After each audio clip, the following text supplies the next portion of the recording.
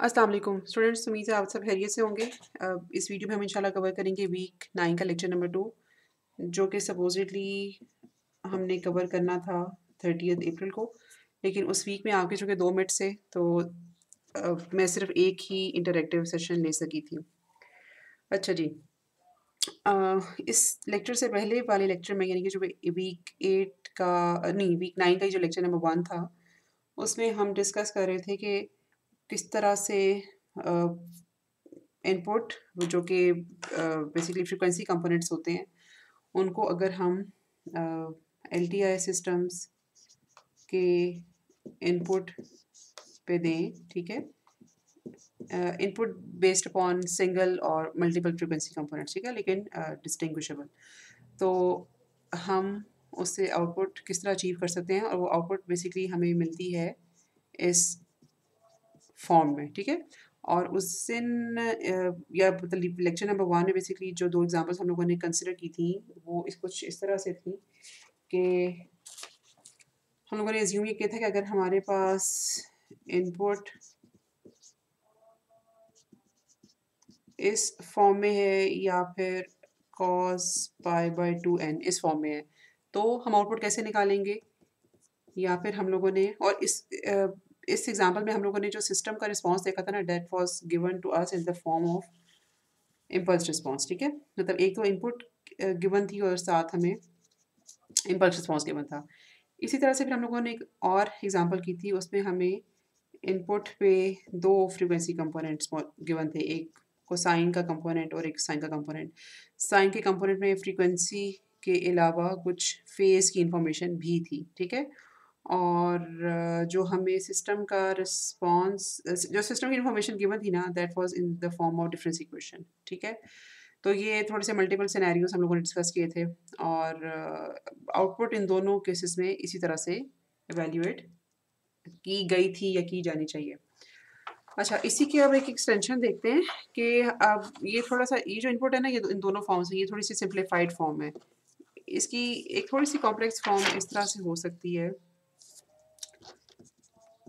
Third 3 लिखने का मकसद ये है कि मैं इसी टॉपिक को फॉलो करते हुए एक और तरह की एग्जांपल आपको करवा रही हूँ। उसमें हम इनपुट को जो कंसिडर करेंगे ना, that would be still be a periodic signal, but in the form of some plot, ठीक है।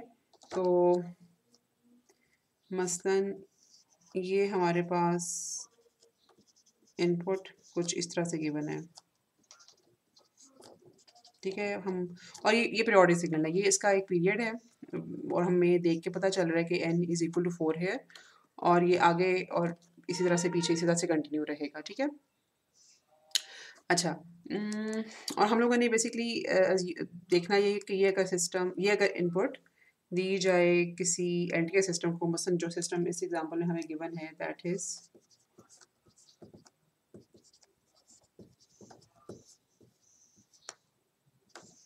दिस सिस्टम, ठीक है। तो ये इनपुट अगर इस सिस्टम को दी जाए तो हमारे पास क्या आउटपुट आएगी। इसका अब थोड़ा सा लंबा प्रोसीजर है, क्योंकि यहाँ पर हमारे पास जो इनपुट है ना, that is in the form of signal, जबकि इससे पहले हम लोगों ने जो 2 एग्जांपल्स की थी ना, उसमें इक्वेशन की फॉर्म में हमारे पास इनपुट सिग्नल मौजूद था। इसलिए पहला स्टेप तो ये होगा इस तरह के एग्जांपल में कि हम इस ड्राइंग को या इस प्लॉट को किसी तरह से कॉम्प्लेक्स एक्सपोनेंशियल सिग्नल्स या ट्रिग्नोमेट्रिक सिग्नल्स की फॉर्म में लेके आ सकें। अच्छा, वो हम करते इस तरह से हैं कि DTFS अप्लाई करेंगे, DTFS इनपुट सिग्नल के ऊपर, ठीक है, ताकि हमें उसके कोफिशिएंट्स मिलें। अब DTFS चूँकि उसका ट्यूटोरियल मैंने अपलोड किया था और आप लोगों को उसका लिंक भी आपके साथ शेयर किया था, मैं अज़्यूम करती हूँ कि DTFS आपको निकालना आता है। अच्छा, अगर हम इसी सिग्नल की बात करें, इस सैंपल को मैं 1 कह देती हूँ, उसको 0.5, बाकी तीनों 0 वैल्यूड के सैंपल्स हैं। इनके ऊपर अगर DTFS अप्लाई हो तो ज़ाहिर-सी बात है कि हमें 4 मिलेंगे DTFS coefficients, numbered as C0 to C3। उनकी मैं वैल्यूज़ लिख देती हूँ, आप एक दफ़ा DTFS अप्लाई करके ज़रा देखना कि क्या आपके भी रिज़ल्ट सही आते हैं कि नहीं। तो C0 है 0.5, 0.125, C2 is again 0.375 and C4 is no, it should be C3 here. C3 is 0.125. ठीक है, तो इस तरह का जब सवाल गिवन हो तो सबसे पहला काम हम लोगों ने करना होता है कि DTFS कोफिशिएंट्स निकालने होते हैं। अच्छा, अब वैसे तो ये यहाँ पे रिलेटेड नहीं है, लेकिन still just for the sake of practice, I would like to write xn's equation so that you may know कि अगर हमारे पास ये c's के कोफिशिएंट्स हैं तो हम इक्वेशन कैसे लिखते हैं। वैसे तो प्रॉब्ली ये बात ट्यूटोरियल में हम लोगों ने कवर की थी। अच्छा, सी नॉट डीसी कंपोनेंट है, इसको हम लिखेंगे इसी तरह से, ठीक है। उसके बाद C1 0.125, ये एक ऐसा फ्रीक्वेंसी कंपोनेंट है जिसकी फ्रीक्वेंसी 2π/4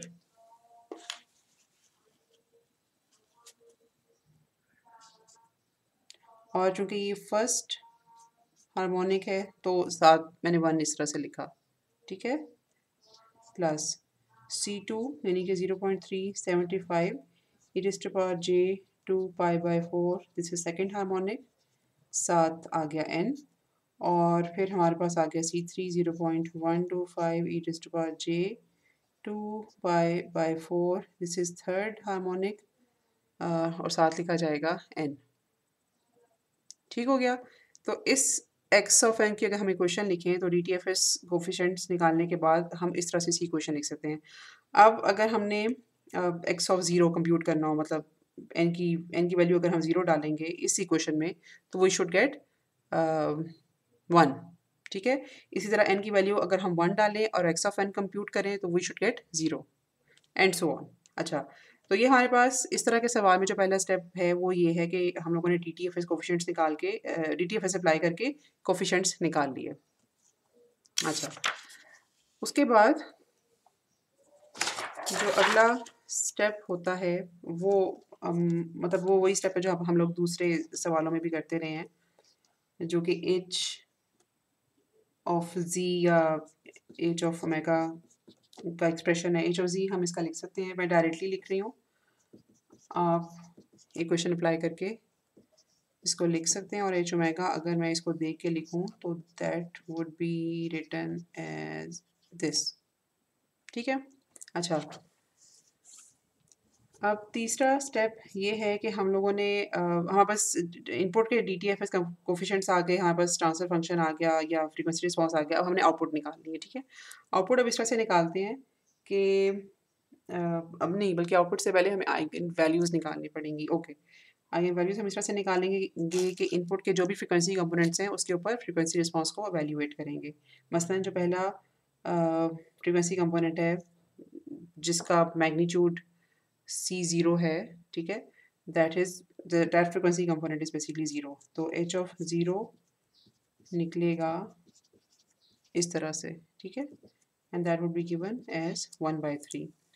इसी तरह से h ऑफ 2π/4 जब हम कंप्यूट करेंगे, जो कि बेसिकली कंप्यूट होगा इस मैथमेटिकल एक्सप्रेशन से, and it will be equivalent to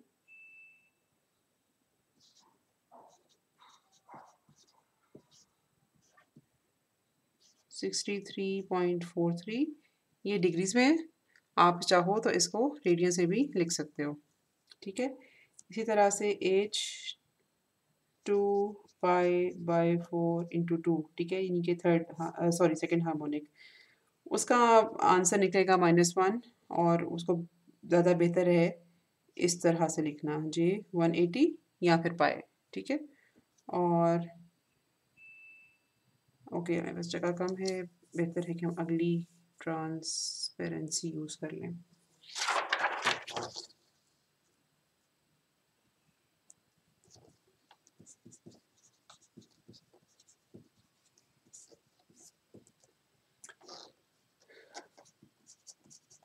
ये इक्वल होगा, ठीक है। वैसे भी यहाँ पर कोई भी कॉम्प्लेक्स नंबर आएगा ना तो उसका पेयर फिर ज़रूर एग्जिस्ट करेगा। अच्छा जी, 4 फ्रीक्वेंसी कंपोनेंट्स हैं हमारे पास इनपुट पे। उन 4 फ्रीक्वेंसी कंपोनेंट्स के लिए हम लोगों ने फ्रीक्वेंसी रिस्पॉन्स को फर्दर इवैल्यूएट कर लिया।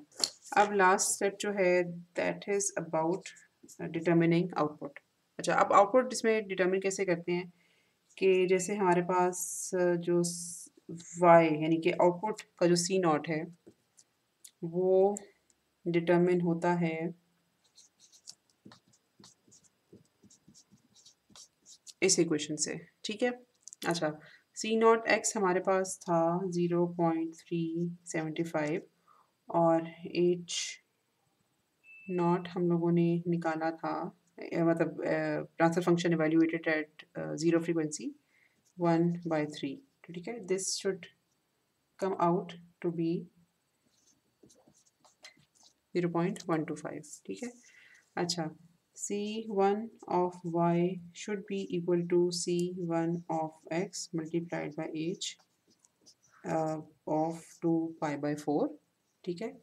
ये हमारे पास निकलता है 0.2236। इसी तरह से C2y आपके पास वैल्यूएट होगा 1.5। आपने प्लीज़ ये कैलकुलेशंस करनी है साथ साथ, ठीक है।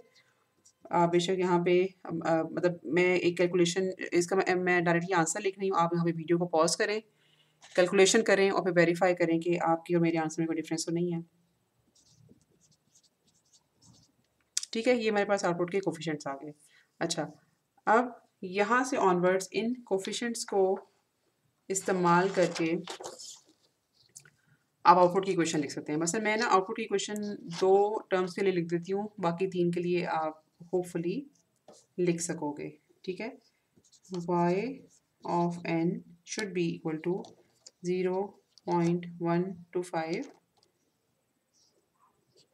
प्लस। अच्छा, एक और चीज़ आपने यहाँ पे नोट की होगी कि मैंने यहाँ पे सिर्फ मैग्नीट्यूड्स लिखे हैं। हम फेजेस भी यहाँ पे लिख सकते हैं, लेकिन क्योंकि मैंने यहाँ पे मिस किए थे तो मैं अब उनको आउटपुट में चाहूँगी कि ज़रूर वो रिफ्लेक्ट हों, अदरवाइज हमारी आउटपुट जो है वो इनकरेक्ट कंसिडर होगी। मसलन जो दूसरा कोफिशिएंट है वो लिखा जाएगा 0.2236 और एंगल इसके साथ मुझे मिला था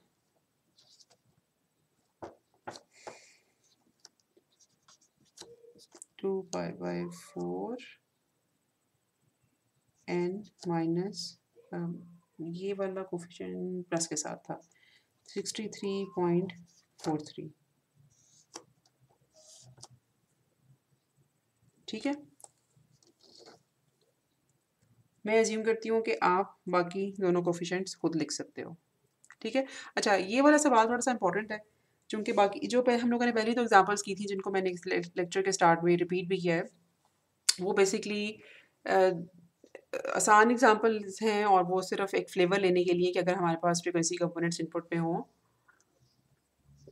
तो आउटपुट कैसे कंप्यूट होती है। लेकिन ये थोड़ी सी एक तो कॉम्प्रिहेंसिव एग्जांपल है और ज़्यादा इंपॉर्टेंट है कि अगर हमारे पास इनपुट पे मल्टीपल फ्रीक्वेंसी कंपोनेंट्स हों तो उनको और वो हमारे पास मतलब इक्वेशन की फॉर्म में नहीं है, हमारे पास ग्राफ या उनका उनका प्लॉट है, तो किस तरह से उनके D T F S coefficients निकाल के उस सिस्टम का ट्रांसफर फंक्शन निकाल के फिर ट्रांसफर फंक्शन को इवेल्युएट करके at all those frequency components present in input हम आउटपुट की इक्वेशन तक पहुंचते हैं, ठीक है।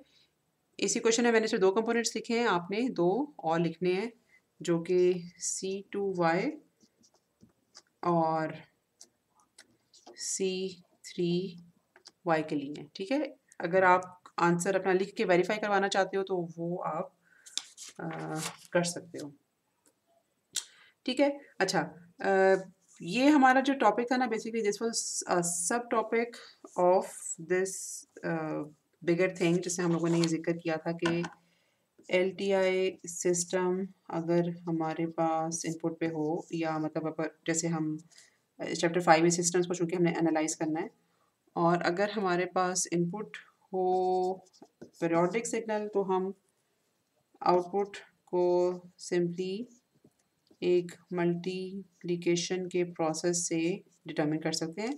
लेकिन अगर हमारे पास इनपुट इंस्टेड एक अपीरियोडिक सिग्नल हो तो just for the sake of calculations हम एक्स ऑफ एन को बेसिकली ट्रांसफॉर्म करते हैं एक्स ऑफ ओमेगा में। ट्रांसफॉर्म करने के प्रोसेस हमने चैप्टर 4 में सीखा This x of omega is given as an input to LTI system.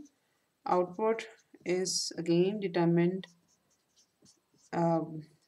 as a multiplication process in this way. लेकिन चूंकि एक process यहाँ पर input पे extra हुआ था, तो यहाँ पर भी हमें एक inverse process लगाना पड़ता है output के लिए to reach y of n. ठीक है? अच्छा, अब ये जो ऊपर वाला हिस्सा है ना, मतलब ये वाला जो पार्ट है, ये तो इसकी तो हम लोगों ने दो तीन एग्जाम्पल्स कर ली। ये वाला जो पार्ट है कि अगर हमारे पास अपीरियोडिक इनपुट सिग्नल्स हों तो उसके लिए हम आउटपुट कैसे डिटरमिन करते हैं, उसको हम मोर और लेस जी ट्रांसफॉर्म में कवर कर चुके हैं। उसके ऊपर प्रिंसिपल्स सारे वही लगते हैं जो कि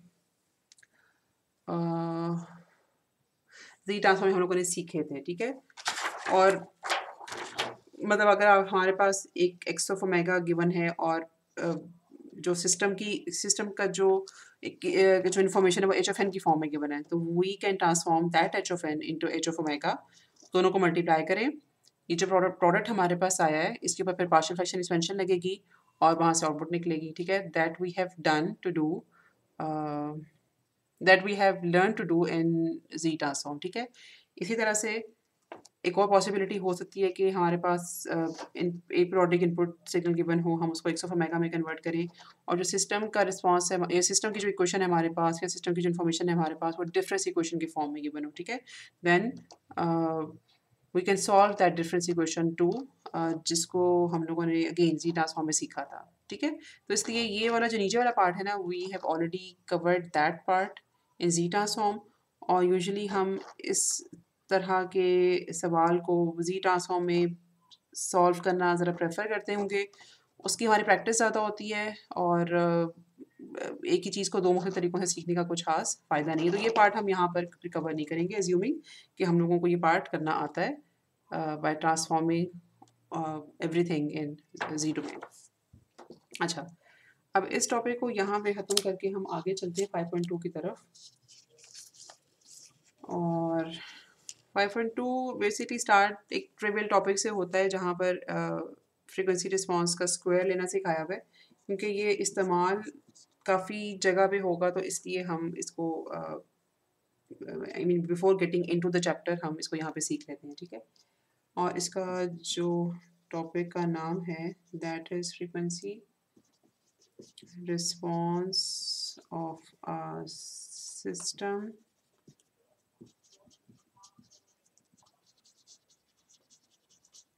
with rational system function। ठीक है,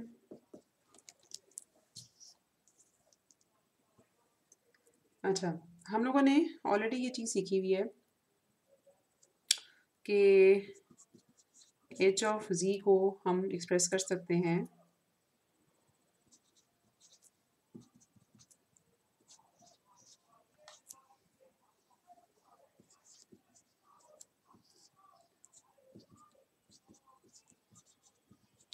इस फॉर्म में। ठीक है, और इक्विवेलेंट है। अच्छा, ये बी नॉट कॉमन लेने का मतलब ये है कि हम बेसिकली इसका जो कांस्टेंट टर्म है ना वो उसको 1 रखते हैं, ताकि फिर हमारे पास इक्वेशन जो है वो ठीक तरह से या रूट ठीक तरह से कंप्यूट हो सके। और इसको हम लिख सकते हैं फिर इस तरह से।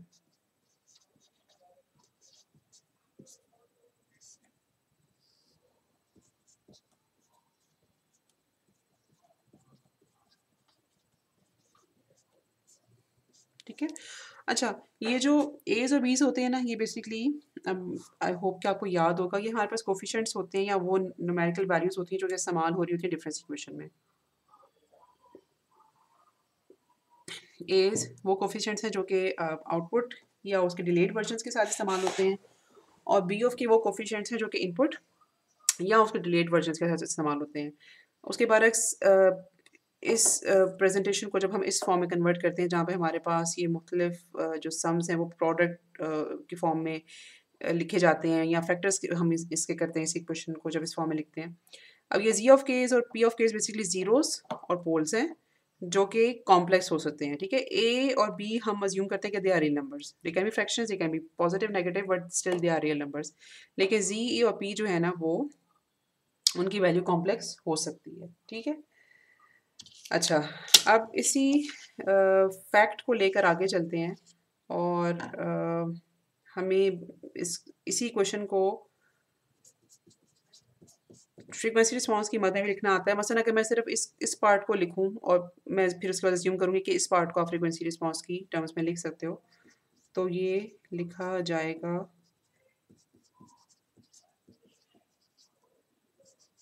इस तरह से, ठीक है।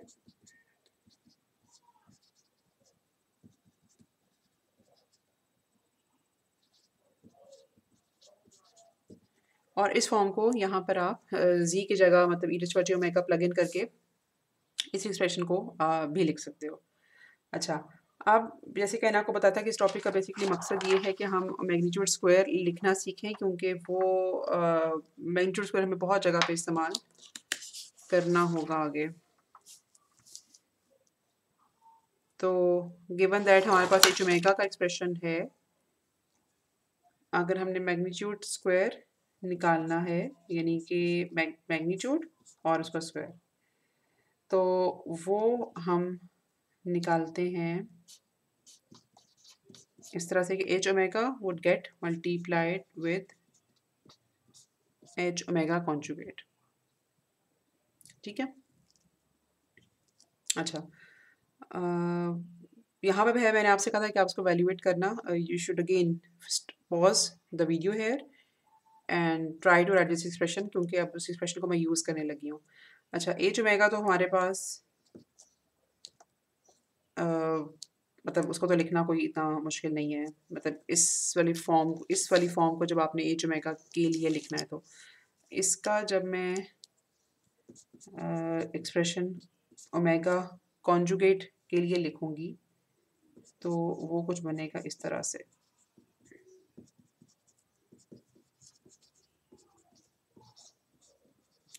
जहाँ जहाँ पे कॉम्प्लेक्स नंबर है बेसिकली उसका कॉन्जुगेट लिखा जाएगा, ठीक है। तो e raise to power minus j omega को e raise to power j omega लिखा,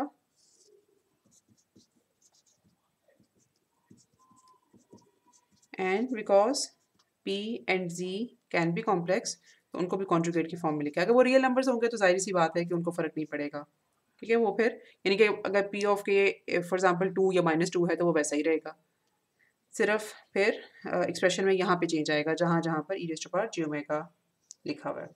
अच्छा, ओके, अब हम इस एच ओमेगा कॉन्जुगेट को जब मल्टीप्लाई करेंगे एच ओमेगा से, तो basically we would get magnitude का स्क्वायर। और हम लोगों ने अगर मैग्नीट्यूड का स्क्वायर निकालना हो in terms of H of G, यानी कि फ्रीक्वेंसी रिस्पांस की बजाय अगर यहाँ पर ट्रांसफर फंक्शन गिवन है और हमने ट्रांसफर फंक्शन को देखते हुए मैग्नीट्यूड स्क्वायर निकालना है या लिखना है, तो वो हम कैसे लिखेंगे? मतलब इसी क्वेश्चन को कैसे यूज़ करेंगे? एच ऑफ ज़ी को किस चीज़ से मल्टीप्लाई करेंगे? तो वो हमें यहाँ से कुछ इसको हम निकालना सीखते हैं। इसी क्वेश्चन को अगर मैं एच ऑफ ज़ी की टर्म्स में लिखूँ, तो इसको मैं ऐसे लिख सकती हूँ, such that z is equal to e raise to power j omega, ठीक है। मतलब इस इक्वेशन को अगर हम कंपेयर करें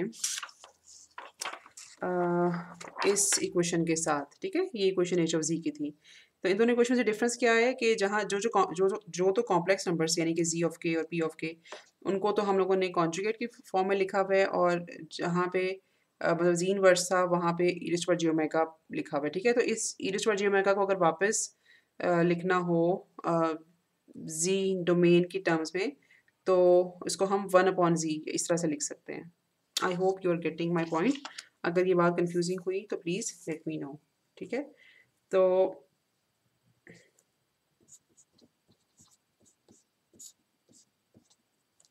ये इंफॉर्मेशन हम लिख सकते हैं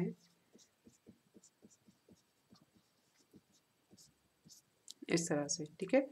तो ट्रांसफर फंक्शन की टर्म्स में जो मैग्नीट्यूड स्क्वायर है वो ऐसे लिखा जाता है, और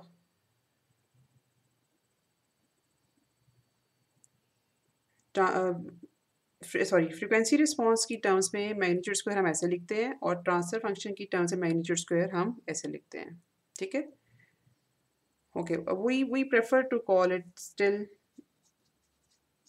magnitude square such that कि जो z है ना that is equal to e raised to power j omega. अच्छा, ओके, अभी हम एक थोड़ा सा इम्पोर्टेंट टॉपिक करेंगे that is about effect of location of poles and zeros on the overall transfer function. अच्छा, ये टॉपिक हमारा यहाँ पे ख़त्म हो गया। अब हम नया टॉपिक शुरू करने लगे हैं 5.2.2 and that is about computation of frequency response function। ठीक है, अच्छा, ये जो टॉपिक जहाँ पे बुक में स्टार्ट होता है ना, तो वहाँ पर इसकी काफ़ी सारी मैथमेटिकल इक्वेशंस हैं। उन इक्वेशंस के ऊपर मैं बाद में जाती हूँ। पहले मैं इस टॉपिक में वैसे समझाना चाहूँगी कि हो क्या रहा है। अगर हम एक दफ़ा वो चीज़ समझ आ जाती है तो फिर उम्मीद है कि वो इक्वेशंस को समझना भी आसान होगा। अच्छा, हम करने ये लगे हैं कि अगर हमारे पास एक इस तरह की सिचुएशन है कि सिस्टम में सिर्फ एक पोल है, सॉरी एक ज़ीरो है, system has only one zero. ठीक है, अब वो सिचुएशन जो होगी ना, उसमें एच ऑफ जी लिखा जाएगा इस तरह से।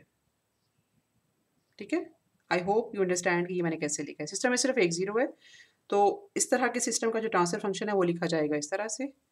और दूसरी सिचुएशन ये हो सकती है, इसको मैं A1 कह देती हूँ, और A2 मेरे पास ये हो सकता है कि I am trying to find out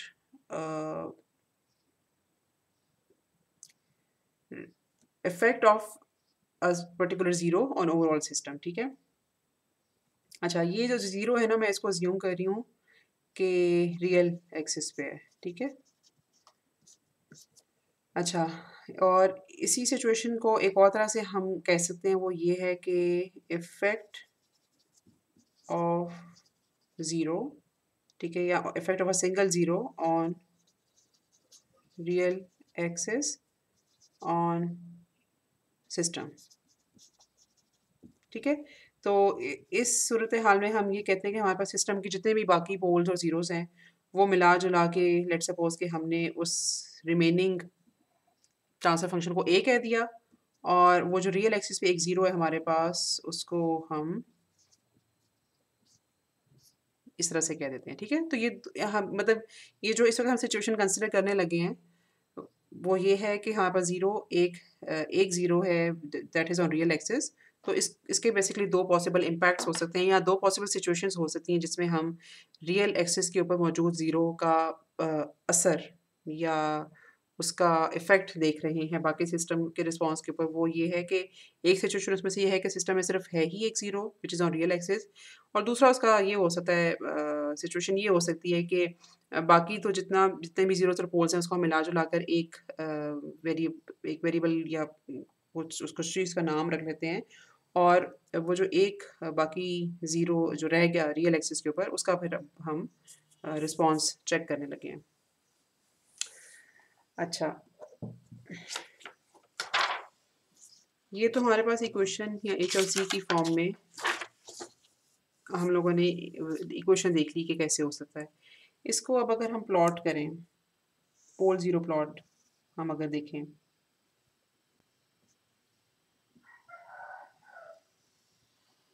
तो रियल एक्सिस पे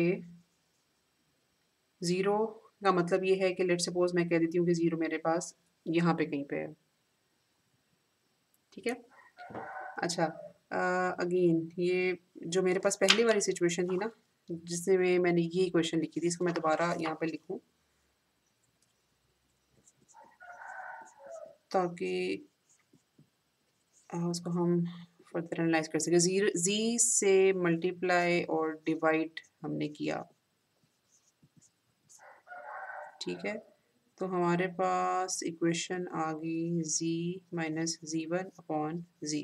ठीक है, अच्छा, अब न्यूमरेटर इसमें है ज़रा ज़्यादा इंपॉर्टेंट है, क्योंकि इस जी का मतलब है कि हमारे पास एक पोल होगा जो कि जी इज इक्वल टू 0 पे होगा। फिलहाल हम इसको कंसिडर नहीं कर रहे। हम इस रियल एक्सिस वाले 0 जो कि बेसिकली हमारा एक फिनिट 0 है उसमें ज़्यादा इंटरेस्टेड हैं। अच्छा, अब इस न्यूमरेटर को अगर इस न्यूमरेटर को देखूँ या मैं ओवरऑल एक्सप्रेशन को भी देखूँ और इसको मैं लिखूँ इन terms of transfer frequency response, तो ये मेरे पास लिखा जाएगा इस तरह से, ठीक है। But again I am more interested in the impact of numerator. अच्छा, अब ई रेस्ट जी वन जो है वो तो बेसिकली ये वाला लोकेशन है ना। अब ई रेस्ट पर जे ओमेगा क्या चीज़ है? लेट सपोज कि अब मैं इसको इन दोनों को वेक्टर से रिप्रेजेंट कर दूँ, ठीक है। ओमेगा बेसिकली फ्रीक्वेंसी है और मैं देखने ये लगी हूँ कि ओमेगा मेरे पास 0 से लेकर पाई तक ताहरे कुछ भी हो सकता है। तो 0 से लेकर पाई तक कुछ कोई भी इनपुट की फ्रीक्वेंसी मेरे पास अगर इस तरह के सिस्टम को दी जाए जिसमें सिर्फ एक ही 0 है विच इज़ एट Z1, तो सिस्टम कैसे बिहेव करता है? इस सिस्टम का जो ट्रांसफ़र फंक्शन है, सॉरी फ्रीक्वेंसी रिस्पॉन्स है, उसका मैग्नीट्यूड कैसे वेरी करेगा with respect to omega such that I have only one zero in this system which is located at Z1, ठीक है। अगेन ये पोल यहाँ पे जो लोकेटेड है कुछ नहीं करेगा, क्यों? इसको हम थोड़ी देर में देखते हैं। या आपको Z1 की समझ आ जाएगी जब, तो इस पोल के यहाँ होते हुए भी कुछ ना करने की वजह भी समझ आ जाएगी।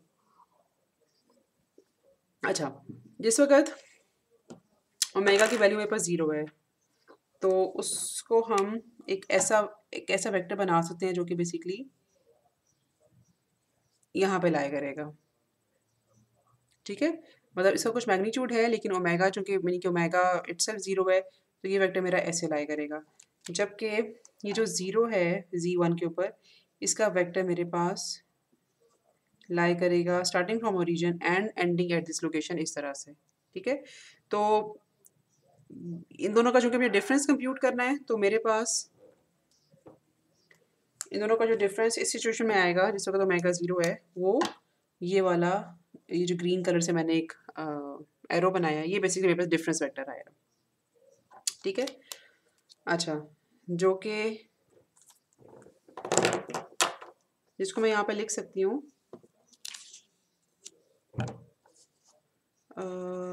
Let me erase this thing.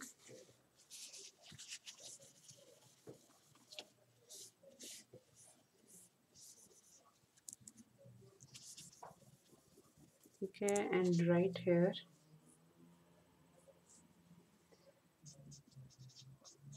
Magnitude अब हम देख रहे हैं, ठीक है। तो e raised power j omega minus Z1 का जो मैग्नीट्यूड है, let me represent it with some with another vector which I called Q1, और ये Q1 जो है this is function of omega, क्योंकि जैसे जैसे ओमेगा चेंज होगा भी हम देखेंगे वैसे ही ये जो ग्रीन कलर का डिफरेंस वेक्टर है ना, इसकी लेंथ चेंज होगी। अच्छा, और जब मेरे पास ये डिनोमिनेटर है विच इज़ वन पोल, इसको मैं अगर मैं लिखूँ या ना लिखूँ, यू कैन वेल अंडरस्टैंड कि ये this would be equal to 1, ठीक है। तो ओवरऑल ये जो मैग्नीट्यूड है एच ओमेगा का, ये डिपेंड करता है मेरे पास जो न्यूमरेटर का मैग्नीट्यूड आएगा उसके ऊपर। अच्छा, ओके। तो जो डिफरेंस वेक्टर है ना, ई raised power j omega minus Z1, ई रेज़्ड पावर जे ओमेगा को मैंने वेक्टर से रिप्रेजेंट किया, Z1 जहाँ पे लोकेटेड है उसको मैंने वेक्टर से रिप्रेजेंट किया। तो इन दोनों का जो डिफरेंस है I have called it Q1 omega, ठीक है। अच्छा, तो सबसे पहले ये जो ग्रीन कलर का मैंने एक वेक्टर बनाया है, उस मैं अज्यूम करती हूँ कि ओमेगा इज़ इक्वल टू 0 के ऊपर की जो भी लेंथ आई है, मुझे कुछ यहाँ पे ये पॉइंट मिल गया। अच्छा, ओमेगा जब चेंज होके ओमेगा थोड़ा ज़्यादा होगा और लेट्स सपोज़ कि मेरे पास यहाँ पर पहले ओमेगा यहाँ था, यहाँ पर आ गया, उसके साथ लिंक्ड जो वेक्टर है वो बेसिकली अब ड्रॉ होगा इस तरह, और जो डिफरेंस वेक्टर है उसकी भी लेंथ थोड़ी सी इंक्रीज हो जाएगी। डिफरेंस वेक्टर ड्रॉ, अच्छा मुझे ये सब ग्रीन से करना चाहिए था।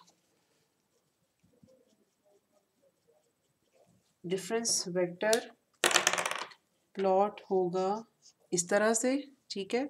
और वी कैन सी कि इसकी लेंथ थोड़ी सी इंक्रीज हो गई है, यानी कि हमें कुछ पॉइंट यहाँ पे करके कुछ मिला है, ठीक है।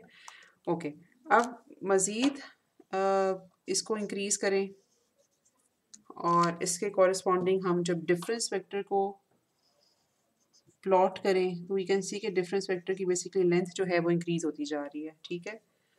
और जो बिल्कुल लास्ट मेगा की वैल्यू हो सकती है या e raised to power j omega की जो लास्ट पोजीशन होगी that would be something like this, ठीक है। जब वो ज़ीरो से स्टार्ट लेता हुआ जो उसकी लास्ट पोजीशन आई है दैट इज़ एट पाई।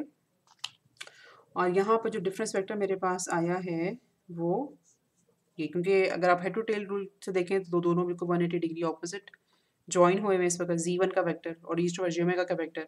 मेरे पास ये डिफरेंस वेक्टर आ गया अपनी मैक्सिमम वैल्यू के साथ। और अगर मैं ज़ीरो से लेकर पाई तक देखूं तो मेरे पास कुछ रिस्पॉन्स आ गया इस तरह से, ठीक है। अच्छा, अब इसी प्लॉट के साथ लिंक्ड हैं दो तीन बहुत इंपॉर्टेंट फैक्ट्स जो कि हमें अब देखने हैं। उसमें पहला जो फैक्ट है ना वो इस जी1 की पोजीशन के साथ है। मसलन अगर मैं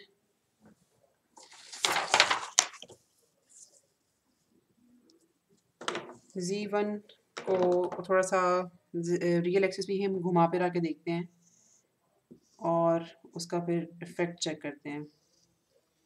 अगर इस जी1 को मैं मतलब या ज़ीरो को मैं यहाँ पे प्लॉट करूँ, मतलब कि 1 के बहुत करीब प्लॉट कर दूँ, ठीक है। तो उससे मेरे पास रिज़ल्ट कैसा आएगा, ये रिज़ल्ट से मुराद है कि एच ओमेगा कैसा आएगा, सिस्टम कैसा बिहेव करेगा एट वेरिएबल फ्रीक्वेंसीज। सिस्टम मेरे पास इस तरह का होगा, सिस्टम का रिस्पॉन्स, सिस्टम का मैग्नीट्यूड रिस्पॉन्स, ठीक है। और अगर मैं इस ज़ीरो को ज़ीरो पे ही प्लेस कर दूँ, यानी कि ज़ीरो के बहुत आसपास हो या exactly Z is equal to zero पे हो, तो यू कैन सी कि मेरे पास जो मैग्नीट्यूड रिस्पॉन्स आएगा सिस्टम का वो कुछ इस तरह का होगा, ठीक है। अगर मैं सिस्टम डिज़ाइनिंग करते हुए ज़ीरो को यहाँ पे रख दूँ, ठीक है, तो आप देख सकते हो कि मेरे पास सिस्टम का रिस्पॉन्स कुछ आएगा इस तरह से, ठीक है। तो एक तो हम इसको देखकर इन ज़ीरोज़ की लोकेशंस को देखकर जो सिस्टम का फ्रीक्वेंसी रिस्पॉन्स आया है उसे बड़ा अच्छा डिटर्मिन कर सकते हैं कि किस तरह का फ़िल्टर मिला है। अगर हम लोगों ने ज़ीरो को रखा है बिल्कुल 1 के पास, ठीक है, तो लो फ्रीक्वेंसीज़ को हमने स्नैप कर दिया और हाई फ्रीक्वेंसीज़ हमारी बड़े आराम से पास हो रही हैं, तो this is basically a high pass filter, ठीक है। और बाकी भी आप देख सकते हो। इसमें इसमें भी अब एक और पहलू ये है कि ज़ीरो को एग्जैक्टली अगर हम मतलब अगर आप यहाँ पे देखो तो मैंने एक नॉन ज़ीरो मैग्नीट्यूड से स्टार्ट लेते हुए मैं आगे गई हूँ, ठीक है। लेकिन अगर मैं ज़ीरो को एग्जैक्टली 1 के ऊपर रख दूँ, यानी कि लाइक दिस, तो अब मेरा जो रिस्पॉन्स है ना वो वो सॉरी बिल्कुल ज़ीरो से शुरू होके आगे की तरफ जाएगा, ठीक है। अगर एग्जैक्टली मैं जी को 1 पे रखूँ तो मेरा रिस्पॉन्स यहाँ पे ज़ीरो से शुरू होगा। और अगर मैं अपने ज़ीरो को 1 के पास तो रखूँ लेकिन 1 पे ना रखूँ, मुझे इसको थोड़ा डिफ्रेंशिएट करने के लिए ज़रा यहाँ पे इरेज करना पड़ेगा ताकि ये बात थोड़ी सी क्लियर हो जाए। तो मेरा जो रिस्पॉन्स है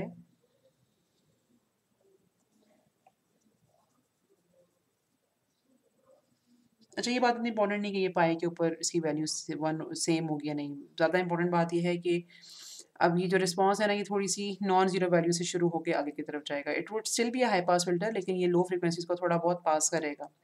लेकिन अगर हम जी को एग्जैक्टली ज़ीरो पे रख देंगे तो ये हाई लो पास फ्रिक्वेंसी को बिल्कुल स्नप कर देगा। अच्छा, एक तो ये बात यहाँ पे समझने वाली है। अच्छा, दूसरी बात जो मैंने आपसे कहा था कि इस अकेले इस ग्राफ में दो तीन बातें इंपॉर्टेंट हैं। एक तो हम लोगों ने ज़ीरो की लोकेशन के लिहाज से देख लिया। जो दूसरी बात इंपॉर्टेंट है हमारे समझने वाली वो ये कि मैंने इस ग्राफ को ज़ीरो से लेकर पाई तक क्यों प्लॉट किया है। वैसे तो हमारे पास जो प्रिंसिपल रेंज है that is from -pi to pi, तो मुझे तो इस ग्राफ को बेसिकली -पाई टू पाई यहाँ पे 0 to 2 पाई प्लॉट करना चाहिए था। इस बात का जवाब ये है कि हमारे पास हम लोगों ने चैप्टर नंबर 4 में ही सीखा था कि जिस वक़्त टाइम डोमेन सिग्नल्स यानी कि अगर मैं एच ओमेगा की बात करूँ तो टाइम डोमेन सिग्नल ज़ाहिर-सी बात है कि एच ऑफ़ एन बनेगा। अगर एच ऑफ़ एन मेरे पास एक रियल सिग्नल हो, तो उसकी जो फ्रीक्वेंसी डोमेन में इम्प्लीकेशन होती है वो ये होती है कि magnitude response is an even signal. तो because this would be an even signal तो I can easily produce a mirror image, ठीक है, of this signal from 0 to minus pi. तो बेसिकली ये मिरर इमेज के तौर पे रिफ्लेक्ट हो जाएगा 0 से लेकर माइनस पाई वाली रेंज पे। अगर इंस्टेड एच ऑफ एन एक इमेजिनरी सिग्नल होता, यस सॉरी कॉम्प्लेक्स सिग्नल होता, ठीक है, उसमें रियल इमेजिनरी दोनों वैल्यूज़ होती तो फिर हम इसको सिमेट्रिक या इवन सिग्नल अज्यूम नहीं कर सकते थे, फिर हमें उसको कुछ किसी और तरीके से ट्रीट करना पड़ता। अच्छा, ओके, अभी हम लोगों ने ये देखा कि अगर हमारे पास एक ज़ीरो हो रियल एक्सिस के ऊपर तो उसकी इम्प्लीकेशन क्या होती है, ठीक है? अच्छा, अगर हमारे पास इंस्टेड यहाँ पर 2 ज़ीरोज़ हो जाएँगे,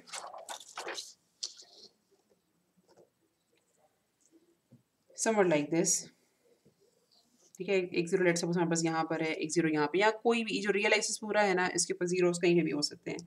तो आप ये इमेजिन कर सकते हो कि मैं सिर्फ अभी न्यूमरेटर की बात कर रही हूँ बिकॉज़ वो ज़्यादा इम्पोर्टेंट है हमारे लिए, कि न्यूमरेटर में हमारे पास अब बेसिकली ये 2 टर्म्स आ जाएँगी, ठीक है?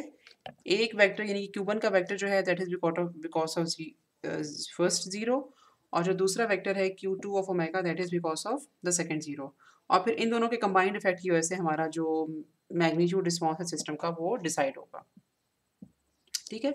अच्छा, अब हम देखते हैं कि अगर हमारे पास सिस्टम में सिर्फ एक पोल है, सिस्टम हैज़ ओनली वन पोल, तो उस सूरत हाल में जो ट्रांसफ़र फ़ंक्शन बनेगा उसको हम लिख सकते हैं ऐसे, या फिर एक दूसरी सिचुएशन ये हो सकती है कि सिस्टम में हमारे पास कई पोल्स हैं, ठीक है, कई ज़ीरोज़ हैं, लेकिन हम बाकी तमाम ज़ीरोज़ और पोल्स को कंबाइन करके एक इकट्ठा कर देते हैं और ए का नाम दे देते हैं और एक जो पोल हमारे पास रियल एक्सिस पे है उसका हम इफेक्ट सिस्टम के ऊपर सिस्टम के मैग्नीट्यूड रिस्पॉन्स के ऊपर देखना चाह रहे हैं, ठीक है? तो ये 2 इम्प्लीकेशंस हो सकती हैं अगर हम एक पर्टिकुलर पोल जो कि रियल एक्सिस पे है उसे पकड़कर उसका रिस्पॉन्स चेक करना चाहें। अच्छा, अब हम लोगों ने करना यूँ है कि ये मेरे पास है पोल ज़ीरो प्लॉट और रियल एक्सिस के ऊपर हम प्लॉट मतलब एक पोल ऐसे अज्यूम करेंगे और देखेंगे कि इसका जो रिस्पॉन्स है मैग्नीट्यूड रिस्पॉन्स कैसे असरअंदाज करता कैसे असरअंदाज करता है इसकी पोजीशन, ठीक है? दिस इज़ एट P1, इसके साथ लिंक्ड वेक्टर प्लॉट होगा ऐसे और मेरे पास जो ये थोड़ा जे ओमेगा है उसका स्टार्टिंग वेक्टर बनेगा ऐसे when omega is equal to 0, ठीक है?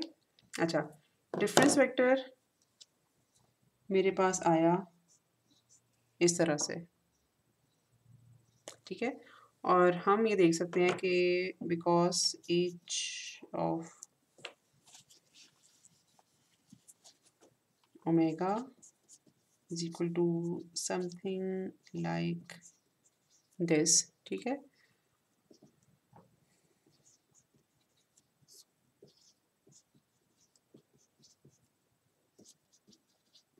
अब अगेन आप देख सकते हो कि बेसिकली जो न्यूमरेटर है ना दैट वुड बिहेव ऐसा, मतलब वो इतना ज़्यादा वो कंट्रीब्यूट नहीं करेगा क्योंकि इसका अगर मैं मैग्नीट्यूड लूँ तो that would be equal to 1, ठीक है?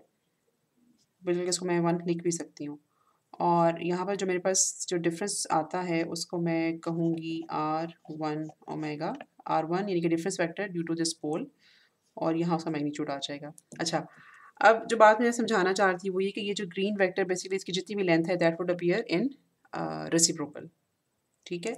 तो अगर मैं यहाँ पर मैग्नीट्यूड प्लॉट इस सिस्टम का बनाना चाहूँ, ठीक है, तो मेरे पास यहाँ पर एक वैल्यू लेट सपोज कि कुछ इस तरह से आ गई, ठीक है। ये इन्हीं का ये जो ग्रीन वेक्टर है ना, इसकी जितनी भी लेंथ है उसका मैंने रेसिप्रोकल लेना है और वो मेरे पास यहाँ पर इसकी लेंथ आ जाएगी।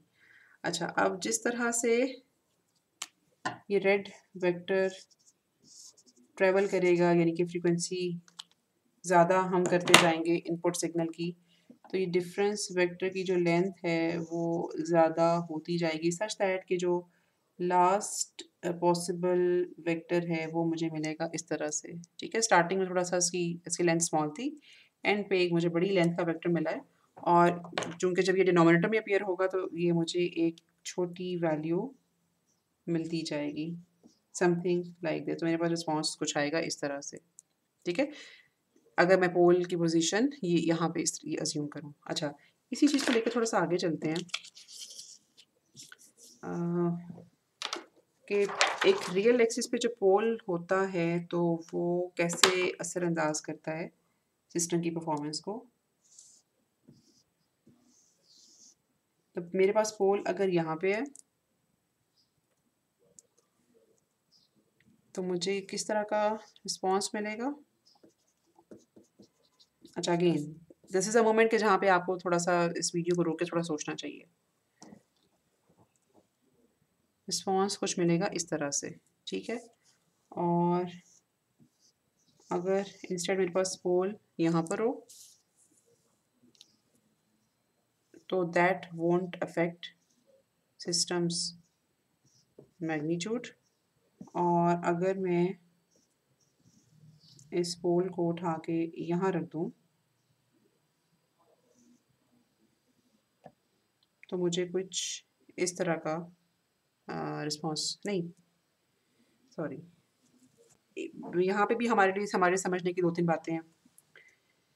उनमें से एक बात तो ये है कि ये जो हमें पोल की लोकेशन से सिस्टम का रिस्पॉन्स मिला है ना, that is opposite to what we got zero from zeros location, ठीक है।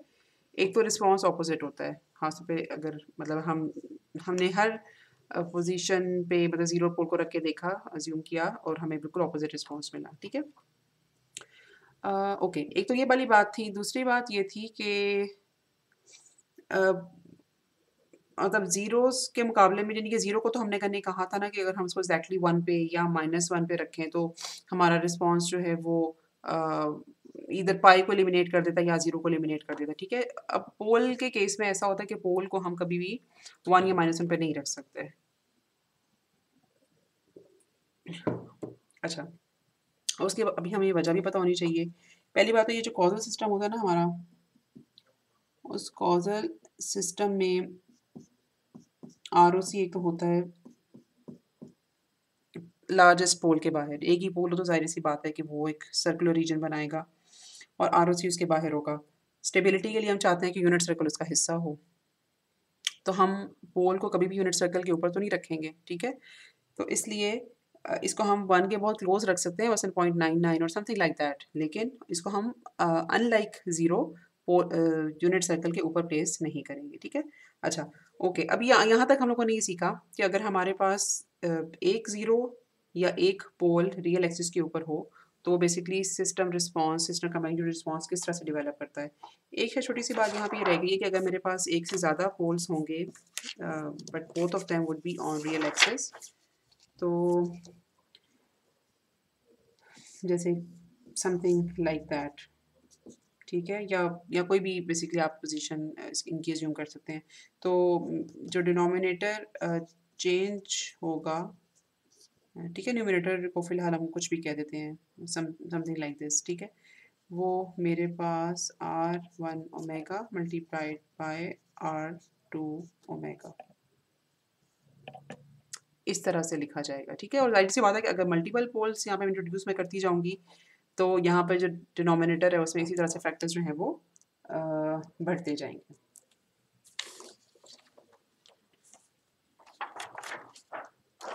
अच्छा, अब हम थोड़ा सा यहाँ पे मेरा ख्याल है कि इस पोजीशन में आ गए हैं कि उन मैथमेटिकल इक्वेशंस को देखें।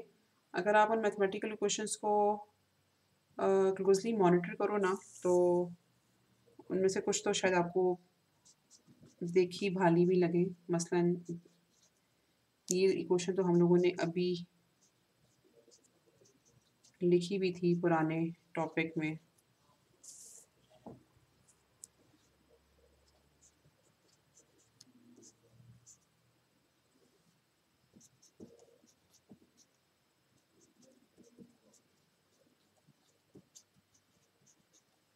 ठीक है, ये हमारे पास अगर सिस्टम रिस्पॉन्स की क्वेश्चन है और हम इसमें से कॉमन लेते हैं, मतलब e to power j omega M numerator से कॉमन लें और e to power minus j omega N denominator से कॉमन लें, तो व्हाट वी वुड गेट, और एन एज्यूमिंग के ये N is capital then M. ठीक है, अच्छा, e to power minus j omega M हम न्यूमरेटर से कॉमन ले रहे हैं और e to power minus j omega N हम डिनोमिनेटर से कॉमन ले रहे हैं और हम अज्यूम कर रहे हैं कि N is greater than M. तो हमारे पास जो एक्सप्रेशन बनता है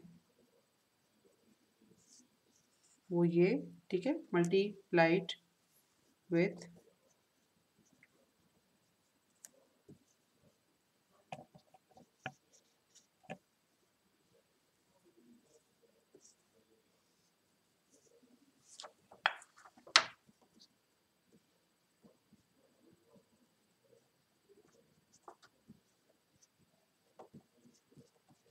यहाँ पे e raise to power j omega की पावर में एम के नहीं आएगा।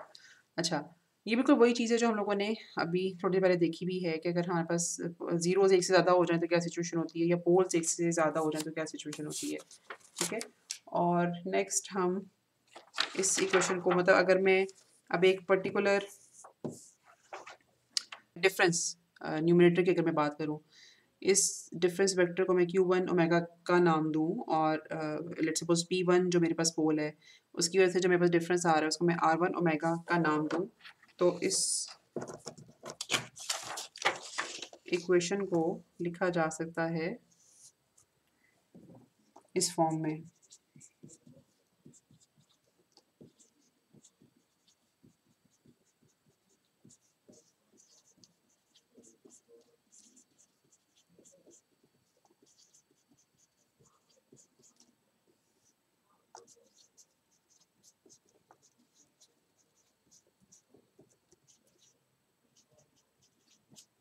ठीक है, but now we understand it fully कि इस इक्वेशन का क्या मतलब है।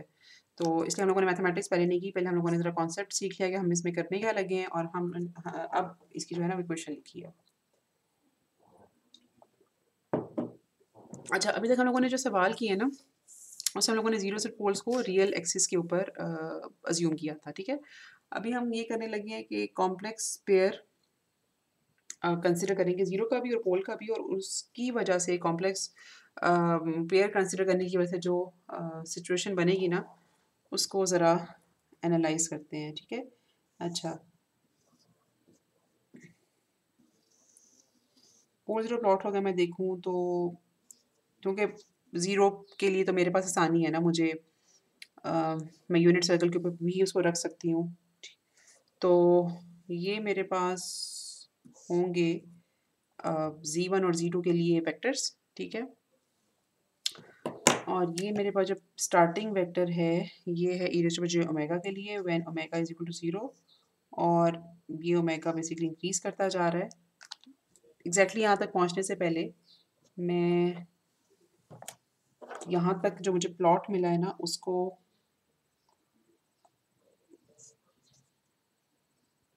बना लूँ कि मुझे क्या मिलेगा।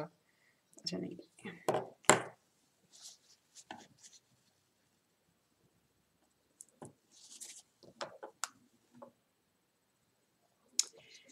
जिस वक्त मेरे पास ओमेगा इज इक्वल टू 0 की वैल्यू है फ्रीक्वेंसी की, तो मेरे पास ये होगा डिफरेंस वेक्टर। ठीक है, और उसके बाद अगर आप नोट करो तो डिफरेंस वेक्टर की जो लेंथ है वो छोटी होती जा रही है। इसको अगर आप थोड़ा सा अपने पास क्लियरली प्लॉट करो तो शायद थोड़ा बेहतर तरीके से आप समझ सको। अच्छा, अगेन ज़ीरो से लेकर पाई तक जाएंगे। तो लेंथ बेसिकली छोटी होती जा रही है। अब ये जो 0 है ये लोकेटेड है, मतलब इसका आर तो हम लोगों ने 1 लिया हुआ है ना, ठीक है। मैग्नीट्यूड इसका 1 है because it is located on unit circle. लेकिन इसका जो एंगल है वो ऊपर वाले 0, मतलब जो अपर हाफ में 0 है उसका एंगल है लेट्स सपोज ओमेगा नॉट, और जो लोअर हाफ में 0 है लेट्स सपोज के उसका एंगल है minus omega naught.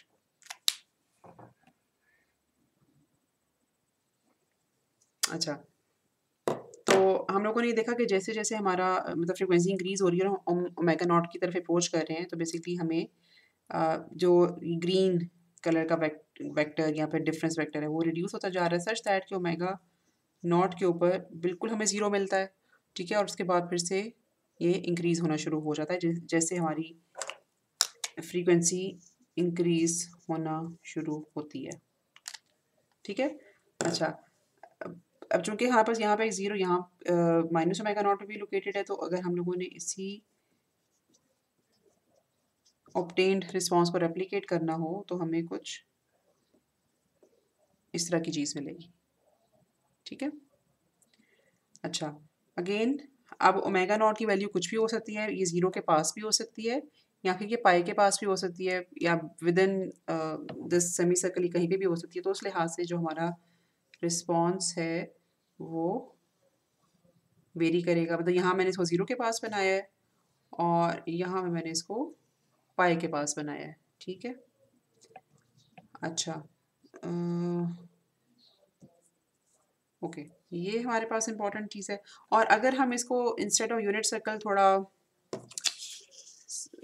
Unit circle पे ना रखें, यूनिट सर्कल की ज़रा पास रख दें, यानी कि समथिंग लाइक दिस, ठीक है। अब इसकी वजह से मैग्नीट्यूड रिस्पॉन्स में क्या फ़र्क पड़ेगा, ये एग्जैक्टली ज़ीरो नहीं होगा,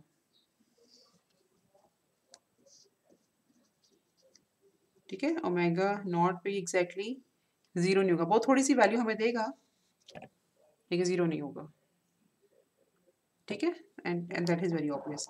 अच्छा, और इसी को देखते हुए मतलब इसी कॉन्सेप्ट को समझते हुए अब अगर मैं पोल्स की बात करूँ, पोल्स का तो अंडरस्टूड है ना, उसको तो हम लोगों ने यूनिट सर्कल पे रखना ही नहीं है, ठीक है। अगर हम यूनिट सर्कल के पास रखें लेट्स सपोज, तो डिफरेंस वेक्टर की अगर मैं बात करूँ तो जो सबसे पहले डिफरेंस वेक्टर बनेगा वो बनेगा इस तरह से, और उसके बाद डिफरेंस वेक्टर की लेंथ रिड्यूस होती जाएगी और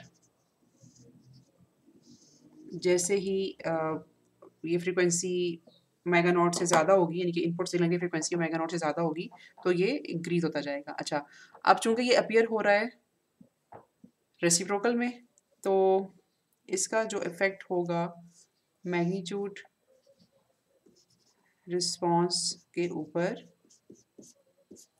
वो इस तरह से होगा।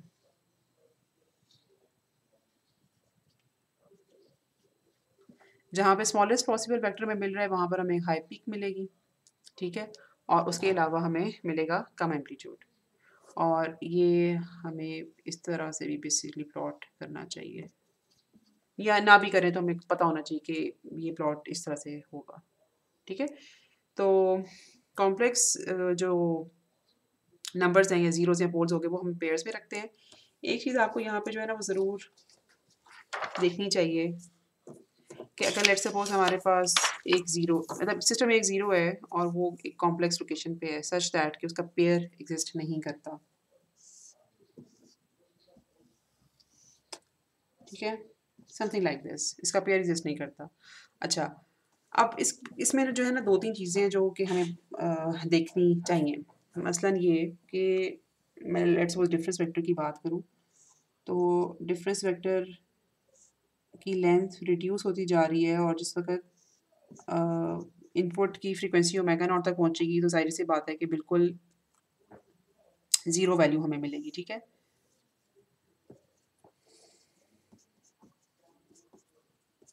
तो हम कुछ कह सकते हैं कि हमें ओमेगा नॉट पे ज़ीरो मिल गया और उसके बाद फिर डिफरेंस वेक्टर ज़्यादा होना शुरू हो गया। अच्छा, लेकिन अगर हम इसी ग्राफ को जब बनाना चाहेंगे ज़ीरो से लेके माइनस पाई के लिए, तो आप लोगों ने एक चीज़ ज़हन में रखनी है कि अब ये रेप्लिकेट नहीं होगा, ठीक है? इसलिए क्योंकि इसका पेयर यहाँ पे नहीं है, तो अब ये जो डिफरेंस वेक्टर जिस तरह से भी डेवलप हो रहा है, हमें उसी लिहाज से इस फ्रीक्वेंसी रिस्पॉन्स को यहाँ पर बनाना पड़ेगा, ठीक है? अब उसकी इसकी 2-3 वजूहात हैं। एक तो हम लोगों ने अभी ये देखा था कि अच्छा मैं आपको ना यहाँ पर थोड़ा-सा लिख के भी बता दूँ, ताकि ये बात थोड़ी-सी क्लियर हो। अगर हमारे पास एक ज़ीरो कॉम्प्लेक्स पोज़ीशन पे पड़ा हुआ है, तो ज़ाहिर-सी बात है कि उसकी जो इक्वेशन होगी वो कुछ इस तरह से होगी, ठीक है? अच्छा, अब अगर आप इस या पोल भी अगर पड़ा हुआ है हमारे पास कॉम्प्लेक्स पोज़ीशन पे, एक अकेला पोल, तो वो इस तरह से पड़ा होगा, ठीक है? अच्छा, अब इसके कॉरेस्पॉन्डिंग भी जब आप एच ऑफ एन लिखने की कोशिश करोगे या इसके कॉरेस्पॉन्डिंग हम लोगों ने मतलब एफआईआर सिस्टम हो गया या आईआईआर सिस्टम हो गया, उनको उनके रिस्पॉन्स तो लिखने सीखे हुए हैं ना। अब आप इसी क्वेश्चन को देख के भी जब देखोगे एच ऑफ एन लिखोगे या इसको भी देख के एच ऑफ एन लिखोगे तो that would have complex number in its equation, ठीक है? अच्छा, तो इसका मतलब ये है कि एच ऑफ एन कॉम्प्लेक्स आ गया, तो ये तो हम लोगों ने चीज़ पहले ही देखी भी है कि एच ऑफ एन अगर कॉम्प्लेक्स होगा तो एच ओमेगा का जो मैग्नीट्यूड है खास तौर पे that won't be a even signal. तो ये बात तो वैसे भी समझ आ जाती है कि अगर हमारे पास सिर्फ एक कॉम्प्लेक्स नंबर हो ज़ीरो पर प्लॉट में, तो पहली बात तो ये कि उसका जो मैग्नीट्यूड रिस्पॉन्स होता है that won't be an even signal, ठीक है? और दूसरी बात ये कि that would have a complex time domain signal.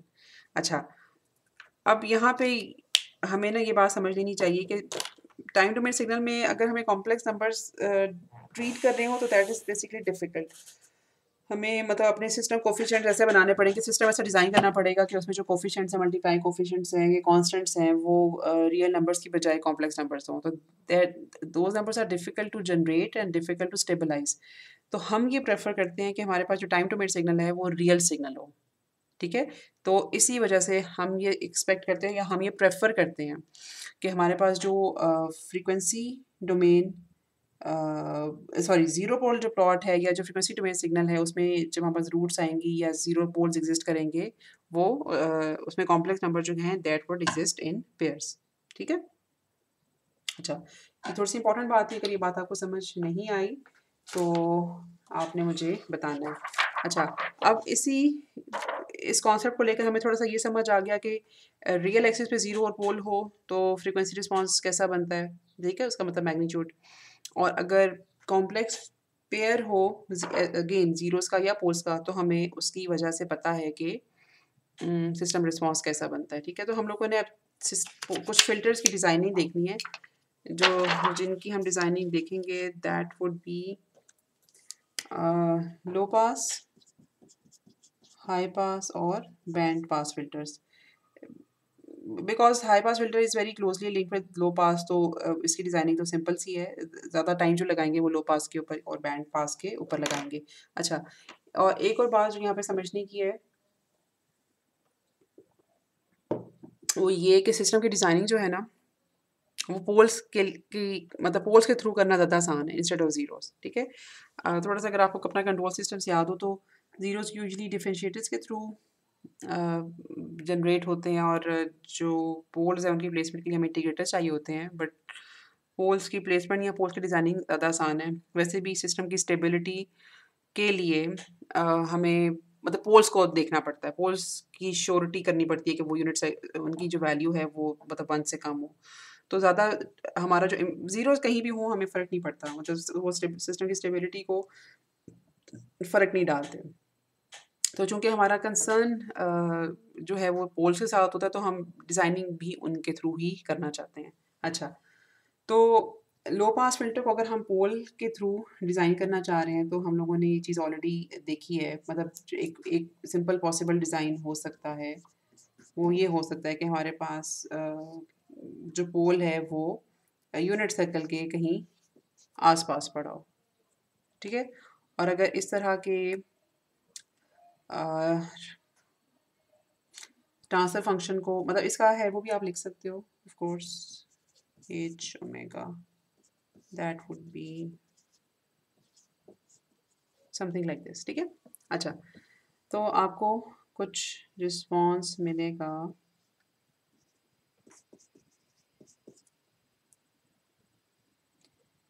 अच्छा, अब इसको जब आप प्लॉट करोगे ना तो आपको पता ही चलेगा कि ओमेगा इज इक्वल टू 0 के ऊपर ना आपको एक बड़ी अच्छी खासी बड़ी वैल्यू मिलेगी। मेरा अंदाज़ा है कि 5, लेकिन आप ट्राई कर लेना, ठीक है।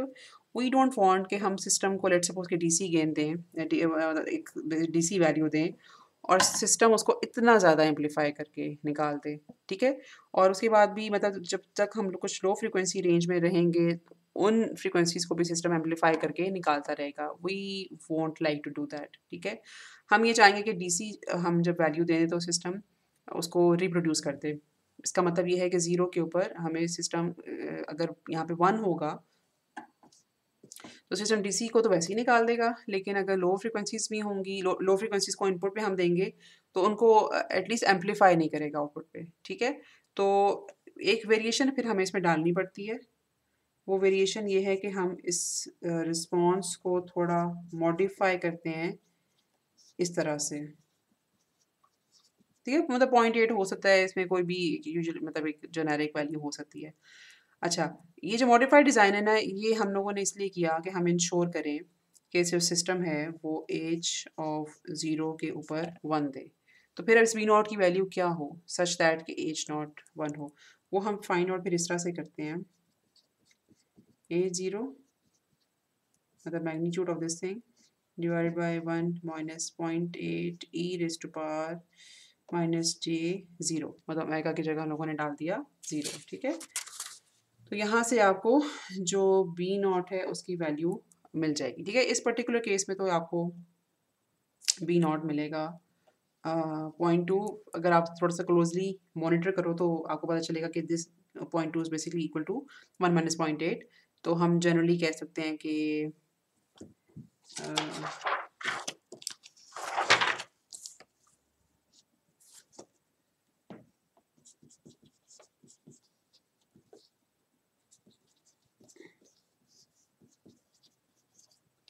कि अगर हमारे पास सिस्टम फंक्शन कुछ इस किस्म का हो तो यहाँ पे हमारे पास रिस्पांस आएगा ऐसे, ठीक है। This is pi, this is equal to 1।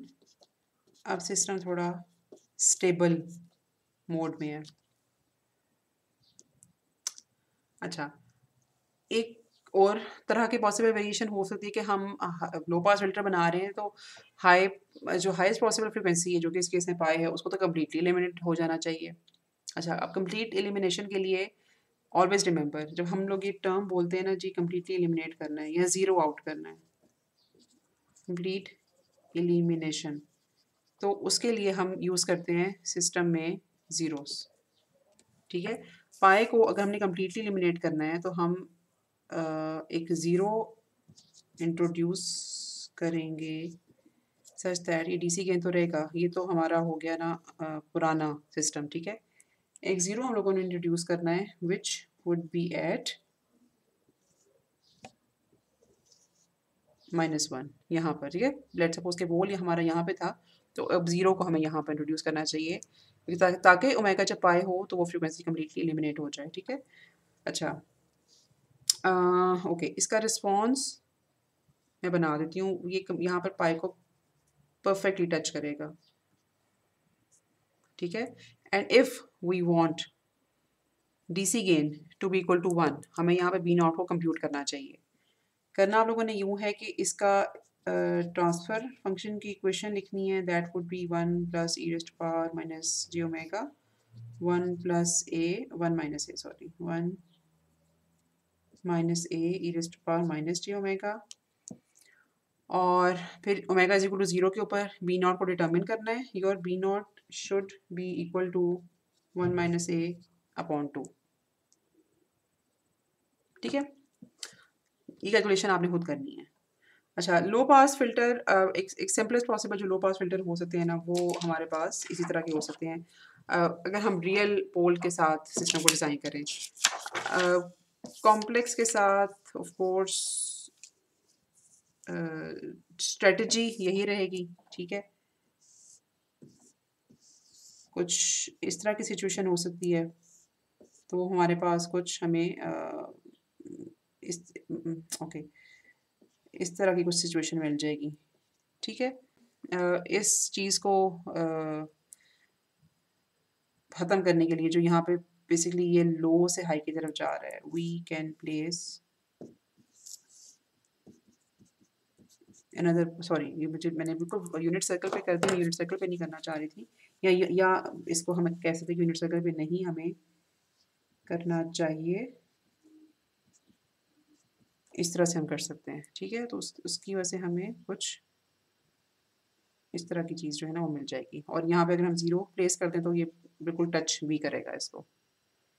तो मतलब हमें कॉम्प्लेक्स पेयर के साथ भी कॉम्प्लेक्स पोल पेयर के साथ भी डिज़ाइनिंग जो है ना वो कुछ करने आती है, वो इस तरह से होगी, और अगर कॉम्बिनेशन हम इस्तेमाल करें तो कुछ ऐसा होगा।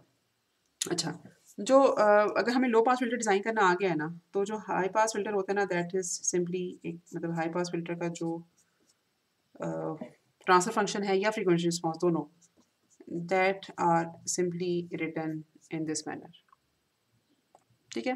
तो अगर लो पास फ़िल्टर हम डिज़ाइन कर सकते हैं तो हाई पास फ़िल्टर भी इसी प्रिंसिपल के तहत और इस इन्हीं इम्प्लीकेशंस के तहत, ये जो हम लोगों ने तीन के तीन डिज़ाइंस लो पास फ़िल्टर के करने देखे हैं ना, ठीक है, कि हम लोगों ने मतलब लो पास पहले हम लोगों ने जो लोएस्ट पॉसिबल फ्रीक्वेंसी थी उनका एम्पलीट्यूड मतलब 5 के करीब आ रहा था, उसको 1 किया, डीसी गेन ऐड किया।